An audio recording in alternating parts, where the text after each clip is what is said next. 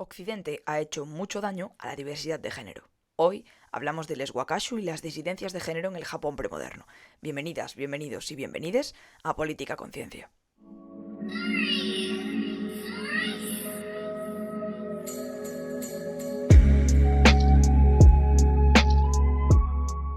Wakashu puede definirse de varias maneras. Puede ser una persona joven, o puede hacer referencia a los varones preadolescentes aprendices, que tenían una determinada forma de vestir, un determinado aspecto, no casaban totalmente con lo que se esperaba de su género, pero, sobre todo, al final este término hace referencia a la diversidad dentro de las identidades de género en el Japón premoderno.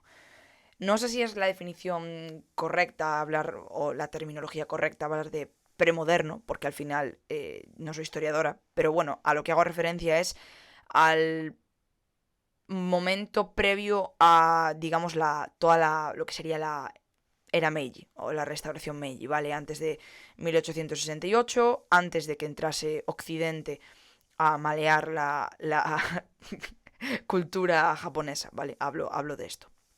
Entonces hoy vamos a hablar, y antes de nada quiero hacer una mención especial a Laura de Japonismo, porque hablando un día con ella por Instagram, justo a raíz de una publicación que compartí sobre diferentes disidencias y diversidades de género en diferentes partes del mundo, ella me contestó y me dijo que en Japón había una diversidad de género, que eran los Wakashu, y además me pasó bibliografía específica de su trabajo de fin de máster y su trabajo de fin de grado, que habla de las masculinidades en Japón, que os recomiendo encarecidamente que leáis el post que hay en Japonismo acerca del tema, que como siempre, por supuesto, tendréis enlazado en la descripción. Una vez dados los créditos pertinentes y decirle muchísimas gracias a Laura por esto, os cuento. Hoy me voy a centrar en el Torike Ebaya Monogatari, que es una obra que se sucede en la corte Heian, y es un relato anónimo, pues evidentemente del siglo XII, pues porque el periodo Heian va desde el año 794 hasta el 1185, y es a finales de este periodo donde se enmarca esta historia. Una historia que cuenta pues la realidad de un hermano y una hermana que podríamos considerar pues que eran personas trans, porque su identidad y expresión de género no se corresponde con el género que les asignaron al nacer. Bueno, obviamente si queréis más información concreta del Torike Ebaya, podéis ir a buscarlo en internet y os voy a dejar más información en la descripción, pero para mí algo importante es no analizar qué dice, ni la historia en sí misma, sino lo que puede aportar a nivel de diversidades de género. Y más en un momento en el que hay cierta reacción, siempre la hubo, ¿no? Pero quizá ahora no sé, es a personas como yo muy notorio y muy chocante que haya gente que no acepte, gente que si te lo hace una persona conservadora quizá no te sorprende tanto, pero gente que a todas luces es progresista o medianamente progresista, incluso gente feminista, y que no respetan las diferentes diversidades de género ni entienden el discurso que hay detrás, ¿no? del tema de las disidencias y diversidades. Entonces, bueno, me parece muy interesante analizar un texto y analizar un contexto como es hace pues casi 10 siglos, ¿no? De hecho, sí, 9, 10 siglos. Y que ahí sí que de alguna manera existiese esa diversidad y tampoco no hubiese una violencia explícita como quizá podemos esperar, ¿no? Porque siempre pensamos que el tiempo es algo totalmente lineal, que al principio estaban terriblemente atrasados y ahora estamos muchísimo mejor. Y sí, obviamente hay muchísimas cosas en las que estamos mejor, pero hay cosas que nos creemos que hemos descubierto la pólvora y realmente hay ciertas diversidades que siempre han existido, ¿no? Porque eso a mí me ha pasado de tener conversaciones con gente que te viene a decir que esto ahora es una modernidad y que la gente ahora está saliendo del armario porque es moderno y porque se lleva a ser trans, se lleva a ser lesbiana y se lleva a todas estas cosas, cuando la realidad es que las personas disidentes de la cis-heteronorma hemos existido siempre. Lo que pasa que dependiendo de la época histórica, pues hemos tenido que escondernos más o menos. Pero la realidad es que esto siempre ha existido. Desde siempre. Además es que esto es algo probado históricamente hablando, probado científicamente hablando. Pero bueno, una cosa que quiero resaltar primero del Torike Ebaya, que es este libro bueno, este relato del que vamos a hablar hoy, es que hay traducciones y análisis, que esto es muy importante, ¿vale? El tema del idioma. Hay traducciones y análisis que tratan como si en este relato se hablase de un desorden sexual. Por ejemplo, autores como Suzuki Hiromichi o Rosette Weiling hablan, por ejemplo, esta última habla de confusión con la identidad sexual, ¿no? Como poniendo el foco en que es un problema casi médico, lo que les pasa a este hermano y a esta hermana. Y esto es un problema, y lo resaltan algunos de los autores que he consultado, que al final lo que nos dicen es, en japonés, las acepciones y las palabras que se usan y cómo se usan no dicen en ningún momento que eso sea problemático, no hablan de desórdenes sexuales, no hablan de nada de esto. De hecho, utilizan conceptos como yozuza... Perdón, es que probablemente meta la gamba con los nombres muchísimo, ¿vale? Pero yo os lo digo tal cual lo tengo escrito y tal cual aparecen en los papers. Yozukazu, ¿vale? Que esto significa básicamente... hace como es una dicotomía, ¿no? Entre la forma original y la forma cambiada. Con lo cual, el autor anónimo de este relato del siglo XII no hace un juicio de valor más allá de explicar que algo que era en un origen de una manera ha cambiado, ¿no? Para hacer referencia a esta transición, entre comillas, de género. Entonces, claro, muchas veces a la hora de traducir algo, a la hora de interpretar algo, le cambiamos el significado y le damos unos juicios de valor que a lo mejor no es intencionado, pero que hay que tener cuidado con eso. De hecho, ahora se me viene a la mente que pasó con el tema de Yamato en One Piece. No sé si estáis siguiendo ahora mismo, no voy a hacer ningún mayor spoiler, creo, pero básicamente ahora mismo hay un personaje en One Piece que se llama Yamato, que se identifica a sí mismo como hombre, que obviamente a medida que avance la historia veremos si esto se debe a una cuestión propia de la trama o si verdaderamente esa es su identidad de género. Y hay, bueno, más ejemplos. Pero es esto, lo decía Arthur de Library of Ohara, que si sois fans de One Piece y os gusta leer así e investigar, sabréis quién es.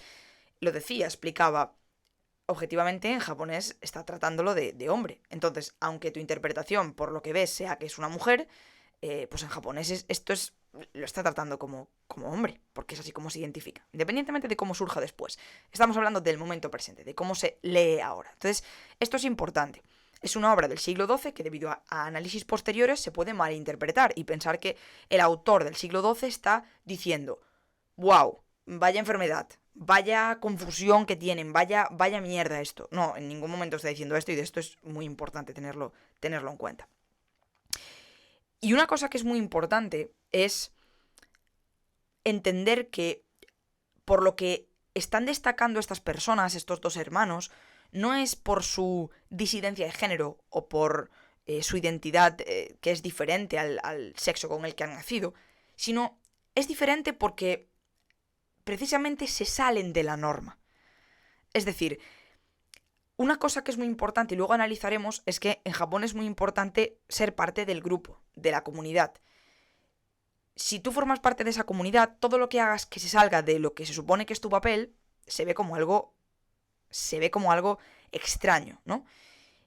Y al final lo que pretende el autor es precisamente entretener al espectador, entretener al lector, revelando que hay algo extraño.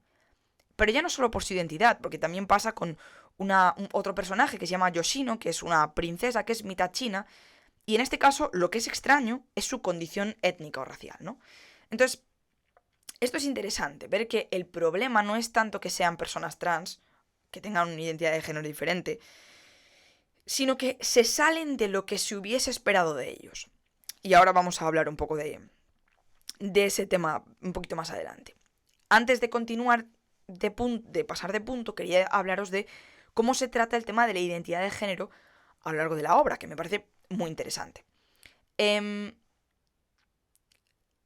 Torika Ebaya significa good that I could change, o sea, algo así como lo que querría cambiar o ojalá pudiese cambiar esto o algo así. ¿Qué implica esto? Que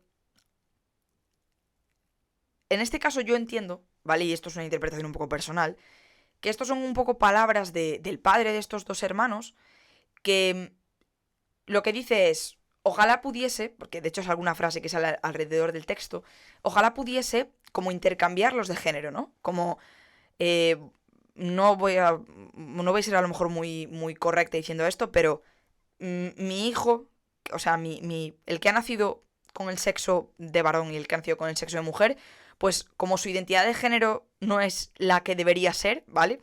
Muy entre comillas, ojalá pudiera cambiarlos. Ojalá pudiera hacer que su identidad de género se asignase a lo que ellos son, ¿vale? Perdón si no me he liado mucho, pero es para que entendáis a lo que me refiero. Y esto es interesante porque habla de la identidad de género como una disposición individual que ya se muestra en la infancia, porque en el propio relato ya se habla como desde la infancia no son como se esperaría que fuesen dado su sexo biológico, y lo que pone de manifiesto es que, a pesar de esto, el género es algo que puede cambiarse, esa identidad no es algo inamovible. Y esto se demuestra en la retahíla de palabras que se usan para definir a estas personas, para referirse a ellas, para referirse a su identidad de género, ¿no? Esto lo tenéis en un paper que también os dejo en la descripción, que me ha resultado terriblemente interesante de leer. Entonces esto es muy, muy interesante porque no conciben el género como algo inmutable, sino que entiendan que hay diferentes factores que pueden influir a la hora de que tú te identifiques de una manera o de otra. Luego entra aquí temas como, por ejemplo, de la lógica budista, o el cómo se debe ser, ¿no? Hablan de un concepto importante dentro del budismo, no sé si ahora sigue siendo así, pero habla de la retribución. Y luego otros les hablaba del vacío y, bueno, el cómo debe ser. Que las cosas son... La palabra que utiliza es fated. Es como... No sé cómo explicarlo en castellano, pero... Traducirlo, perdón, pero lo voy a explicar. Es el hecho de que una de las cosas que se dice en el texto, que lo dice la madre de estas dos personas, dice... Al final sois como estabais destinados a ser, ¿no? Es como que entienden que esto es algo que viene de algo que pues es superior o que estaba predestinado, y si son así es porque deben ser así. No sé si me estoy a lo mejor explicando muy mal, pero al final lo que subyace es, aunque no seas como yo esperaba que fueses, porque yo no me esperaba que tuvieses una identidad diferente a la que pues yo te asigno y a la que le asignas a todo el mundo por cis-heteronormatividad, ¿no? Pero realmente si tú eres así, si tú realmente tienes esta identidad, pues es porque tenía que ser así. Y yo no voy a luchar contra lo que está, entre comillas, fated o predestinado, ¿vale? Y luego otra cosa que me parece terriblemente interesante es que dentro de esta obra, una de las lecturas que se puede sacar de esta obra es que entienden que algo terriblemente importante a la hora de tu identidad de género es la socialización. Y esto me parece brutal, porque es un pensamiento que me parece muy contemporáneo, de decir, es algo a lo que tras mucho estudio se ha llegado a entender que parte de la identidad de género viene de la socialización, pero que ya en el siglo XII se pudiese hacer esta lectura de una obra, me parece fantástico.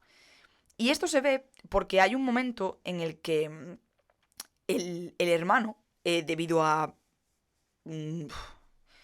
No sé cómo explicarlo. Digamos que dentro de la corte y dentro de los deberes que se espera de cada uno, bueno, llega un momento en el que estos dos hermanos tienen que hacer o dedicarse, dentro de los roles de género, de su género sentido, vaya, él como hombre y ella como mujer, tienen que dedicarse a hacer sus labores en la corte y hacer su vida como se espera. ¿Qué pasa? Que una cosa que muestran es que ambas personas son terriblemente vergonzosas y son súper cerradas en cuanto a no quiero que se sepa que soy diferente, ¿vale? Y básicamente esto acaba... Ellos siguen con su vida, cada uno haciendo los roles que se espera de ellos, pero sin querer revelar que no están siguiendo lo que por su sexo deberían estar siguiendo, ¿no? Y claro, un problema viene pues de las relaciones conyugales. Y bueno, en el Japón premoderno estaba bastante normalizadas las relaciones homosexuales y demás. Y no entendí muy bien cómo, pero hay un momento en el que él se queda embarazado, básicamente. Y esto produce que tengan que revertir sus roles. Entonces la hermana tiene que volver a asumir lo que se esperaba de que fuese un hombre, ¿vale? Y se cambian los roles y entonces como que se vuelven a... Se adaptan a lo que se esperaba de ellos desde un principio. Esto es terriblemente duro, es muy triste y lo pensamos ahora a nivel de alguien transiciona, sale del armario, se muestra con su verdadera identidad y de repente por algo tiene que volver al armario y tiene que volver a recuperar la identidad que se le ha asignado cuando nacieron, ¿no? Y esto es terriblemente duro. Pero lo que muestran, él una vez que da a luz y lo deja con su marido, que además esta persona pues, no fue un embarazo consentido ni una relación sexual consentida. Una vez que tiene al hijo y una vez todo esto, lo que hace es se va, deja a su hijo y a su marido y se va. Y uno de los comentarios que se hacen al respecto de esto es: al estar acostumbrado a socializar y a ser un hombre, ahora no puede ser mujer. Y esto tiene toda la lógica del mundo, porque no es una mujer, ¿no? Pero es curioso como en un texto del siglo XII ya podemos ver que la gente entiende que si tú llevas muchos años de tu vida con tu identidad real y socializando como un hombre, aunque a ti te intenten volver a imponer tu sexo, no lo van a conseguir, ¿no? Y me gustó muchísimo este tema de que la socialización esté tan presente. Y una cosa más que quiero añadir a este punto es que lo leía en lo que es el resumen de trabajo de fin de máster que hicieron en japonismo, que os contaba al principio, que decía que en este momento y hasta la llegada de Occidente, las fronteras del género y la sexualidad estaban terriblemente difuminadas. Y como pasaba en otras civilizaciones y en otras épocas, por ejemplo, la homosexualidad masculina estaba completamente normalizada. Así que, bueno, podemos hablar de que había unas dinámicas de poder chungas y que normalmente pues siempre había jóvenes por el medio que eran, digamos, el objeto de deseo sexual para los varones adultos, y no hablemos de la invisibilización absoluta del lesbianismo y demás, pero bueno, en fin. Eso, que me gusta el hecho de que tanto las identidades como la orientación sexual estuviesen tan difuminadas, ¿no? De todas formas, no es solo todo lo que reduce tampoco, no vamos a pensar que es un texto tremendamente revolucionario y es el panfleto inicial del colectivo LGTBIQ+, en Japón. Pero sí que es cierto que una de las cosas que les dice un monje a los padres del hermano y la hermana es que, aparte de que esto es algo que era predestinado a ser así y que tiene que respetar lo que su hijo y su hija han decidido o se han mostrado como son, sí que es cierto que le dice, y esto tiene en parte un poco que ver con esa parte budista del karma y de lo que haces y tal, que parece ser que lo que el monje le dice al padre es: tú en otra vida enfadaste a un tengu, que son estos, está el icono de WhatsApp, es para que visualicéis lo que es un tengu, pues si no lo sabéis, son estos iconos de WhatsApp que es una máscara roja y tiene una nariz larga, ¿vale? Pues son, sí, como no sé si llamarles duendes o ogros, pero sí, son los tengu japoneses, ¿no? Y le dice: probablemente tú cabrías a un tengu en el pasado y ahora ha cambiado las identidades de tus hijos, ¿no? Al final sí que es cierto que esta anormalidad de salirse de lo que la comunidad espera de unas personas se percibe como un castigo. Y esto es, bueno, importante de notarlo también, ¿no? O sea, es un texto muy interesante y que tiene una lectura terriblemente profunda y terriblemente... no voy a decir adelantada a su tiempo, porque tampoco concibo el tiempo como algo lineal que tenga un avance constante, pero sí que es cierto que me parece muy interesante poder hacer una lectura así de algo del siglo XII. Me parece espectacular. Vamos ahora a hablar un poquito de las cuestiones culturales. Primero y más importante de todo, no podemos utilizar conceptos y puntos de vista occidentales para tratar cuestiones en otras partes que no son Occidente, ¿vale? Y esto puede parecer muy básico, y sí, claro, perfecto, ¿cómo vamos a hacer eso? No, por favor, claro que no, pero sí, al final sí. Y de hecho, una de las autoras que leí para este trabajo, pues que fue como un trabajo, para este podcast, decía que la transfobia y la homofobia suelen verse como una disputa entre la moralidad y el pecado, cuando la realidad es que fue estos valores cristianos, más que cristianos voy a decir impuestos por la Iglesia Católica, que influyen en ver esto como una dicotomía y en ver este tipo de cosas como algo malo y en castigar todo lo que sea la diversidad que no implique eso, la cis-heteronormatividad, ¿no? Normalmente el debate que se tiene en Occidente acerca de lo que sería el género y la identidad de género siempre suele estar dicotomizado entre nature versus nurture, o sea, la naturaleza versus la crianza, entiendo, ¿no? Y me gusta porque lo que en el Torikaevaya, que es este relato del que estamos hablando, definía la identidad era muchísimo menos rígido que en Occidente, por esta influencia católica tan maravillosa que tenemos, ¿no? Y de hecho se ve que a partir de la entrada de Occidente en Japón, forzada por cierto, con el Perry y todas estas cosas que queremos comerciar con vosotros, va a ser súper maravilloso que comerciéis con nosotros, abrid los puñeteros puertos. No, no queremos. Vale, pues te vengo con 3 millones de acorazados y como no me abras te voy a bombardear. Pero es bueno para ti, de verdad, abre. El imperialismo y la colonización básicas de Occidente, typical occidental. Pero eso, a partir del 1868 se penó la homosexualidad, cualquier tipo de diversidad o cualquier cosa que se saliese de la moral puramente católica occidental era visto como un pecado y horrible, ¿no? Y obviamente eso tiene una influencia muy grande en cómo se construye Japón, y también pasó con la Constitución Meiji, pasó con la Constitución del 47, en fin, cositas de Occidente. Cositas de Occidente, cositas de Estados Unidos. Pero eso, que esto es importante remarcarlo. La manera que tenemos de concebir el género en Occidente no tiene que ser la misma que en otras partes del mundo, que en otras culturas. Y esto es muy importante porque al final tratar de imponer y tratar de analizar bajo nuestro prisma otras realidades de género y otras realidades culturales no tiene ningún tipo de sentido. Y a mí es algo que me cansa mucho, porque con el debate eterno de las mujeres trans y todas estas cosas, al final siempre sale lo mismo. La visión eurocéntrica de lo que es el género, la visión eurocéntrica de lo que deben ser las cosas y cómo deben ser. Pues no, señoras, hay que salirse de la visión eurocéntrica que tenemos de la vida y entender que hay otras realidades, otras diversidades, y que, al final, tú no tienes ningún derecho a decirle a alguien cómo vivir su identidad de género, por muy individualista que suene. Y de verdad, soy una persona súper poco individualista, pero también entiendo que algo tan personal como es tu identidad de género y tu expresión del mismo es algo en lo que nadie debería meterse. Y lo mínimo es legislar para que tú puedas desenvolverte libremente y tengas unos derechos en base a tu identidad de género. Pero bueno, independientemente de eso, otra cosa de la que quería hablar, que es muy importante dentro de la sociedad japonesa, es la comunidad versus la individualidad. Y esto es muy interesante, porque en Occidente estamos acostumbrados a reafirmar nuestra individualidad y a reafirmar lo que somos y cómo nos desenvolvemos y eso, una visión muy individualista del mundo, ¿no? Y mientras a mí me vaya bien y mientras yo esté bien, al resto que le den por el culo. Entonces, supongo que hay un choque grande cuando nos damos cuenta de que hay sociedades en las que esto no es así. Y ahí el problema, y un problema que de hecho también perdura ahora en Japón, y lo hablamos cuando hicimos la entrevista con Niponismo, que también la tenéis por aquí abajo.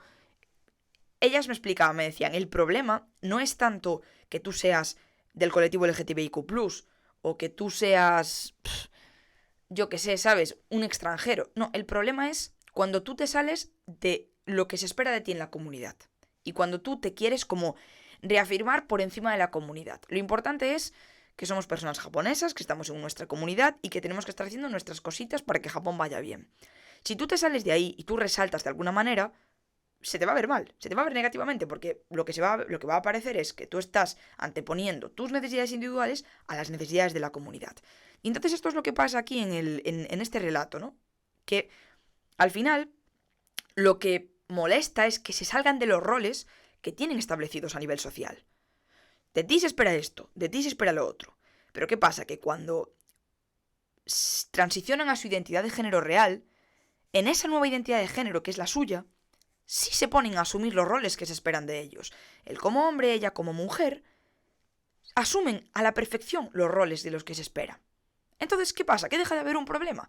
Porque si tú como mujer haces los deberes de la corte, te pones con las doncellas, estás ahí haciendo tus cositas de mujer, y tú como hombre sigues el camino que tengas que seguir, no hay ningún problema.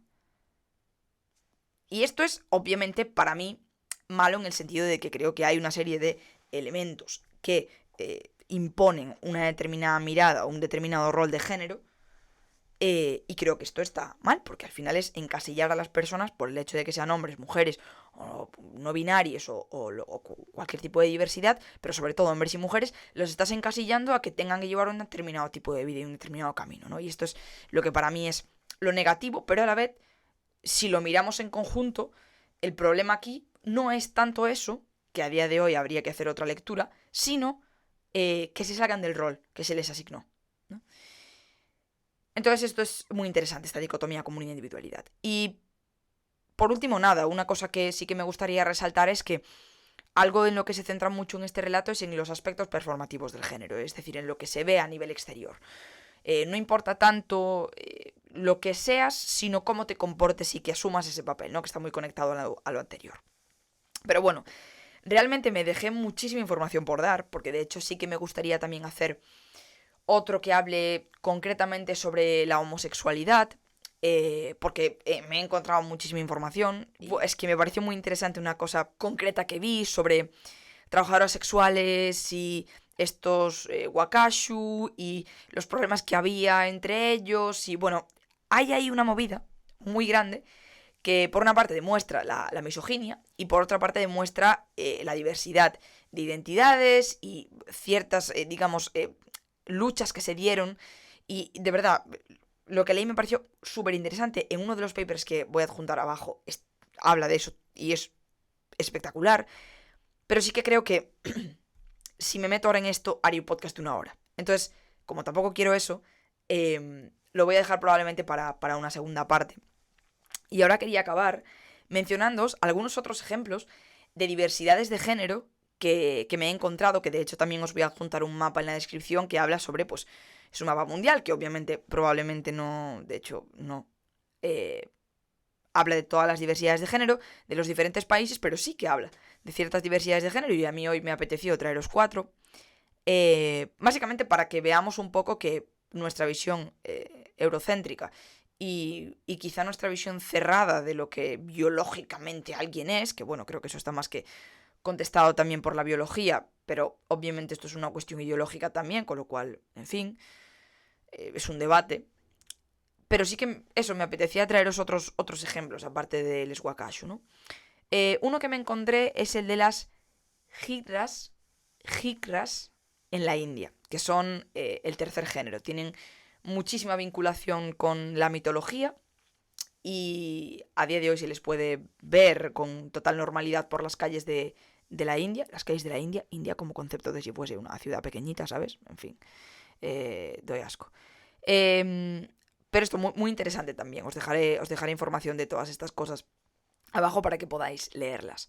Luego tenemos las Ninauposkitsipche. No sé lo que acabo de decir, a lo mejor acabo de invocar a un dementor, no lo sé, puede ser, os lo diré en próximos episodios. Bueno, eran un tercer género, ¿vale? Que estaba en la tribu de los Blackfoot en Montana y Alberta del Sur en Canadá. Muy interesante también ese tercer género dentro de esa tribu. Luego tenemos a las Burnesha, que aquí tuve dudas porque la definición que daban era las Sworn Virgins, que básicamente habla de ellas como mujeres biológicas o nacidas mujer, entre comillas, que tomaban un voto de castidad y se ponían ropas de hombre para ser vistos como hombres y para poder, digamos, para que su familia pudiese seguir adelante o tener más oportunidades. Entonces aquí yo tengo una dualidad, que es, probablemente esto lo hagan por el terrible machismo y la sociedad patriarcal que hace que solo como hombres puedan prosperar, como puede ser, por ejemplo, el caso de Mulan. Pero a la vez también lo veo y digo, bueno, pero a lo mejor también esto era una oportunidad para mujeres que no se sentían. A lo mejor también esto era una oportunidad para hombres que habían sido asignadas mujer al nacer por su genitalidad y esto pues era una oportunidad para ellos para coger y decir, no, soy un hombre. Pero sí que es cierto que la lectura que se puede hacer leyendo el texto que leí es, bueno, a lo mejor no es que fuesen hombres, sino que tenían que hacerse pasar por hombres para poder sobrevivir y subsistir y prosperar en una sociedad tan patriarcal, ¿no? Y puede haber un poquito de las dos cosas, como siempre. Y por último hablar de los Mahu de Hawái, que básicamente son, bueno, siempre se habla de que este sí que es más conocido, ¿no? La sociedad indígena de Kanaka Maoli, que hay pues una serie de múltiples identidades de género. Entonces, independientemente de su, digamos, sexo biológico, podían adquirir un rol de género que fuese masculino o femenino o algo in between, como diría Gottmik.